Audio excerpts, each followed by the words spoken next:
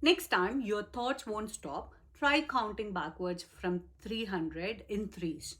It sounds ridiculous, but the science behind it doesn't.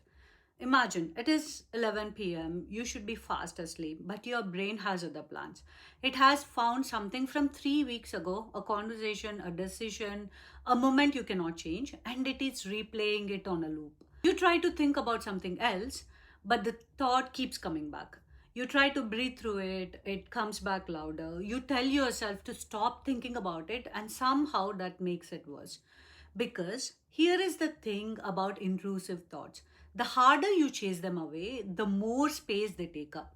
Your brain does not respond to force, but it does respond to distraction of a very specific kind. Here is what is happening. Intrusive thoughts live in your working memory, the part of your brain that holds and manipulates information in real time. And working memory has a very limited capacity.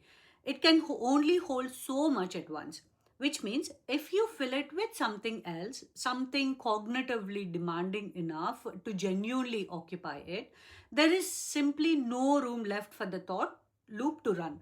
The thought does not get fought, it gets crowded out. And the thought needs to be hard enough that your brain cannot do both at once. That is where counting backwards in threes comes in. 300, 297, 294. Try it right now in your head. Feel what happens.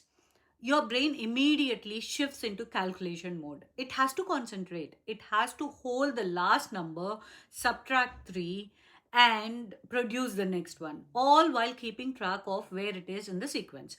That process occupies exactly the cognitive real estate that your intrusive thought was using.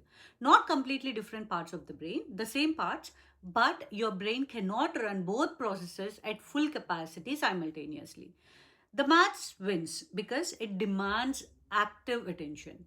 The thought loop fades because it has nowhere left to run. Give your working memory something else to do, something very specific, something demanding, something that leaves no cognitive space for the loop to continue. So, tonight, when the thoughts start, do not fight them, do not reason with them, do not try to breathe them away.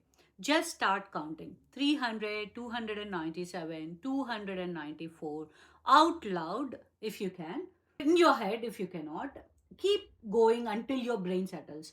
Most people do not make it past 250.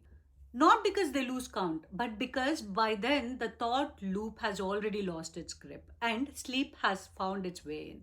Follow because your brain does not need to be fought, it just needs to be redirected. Thank you.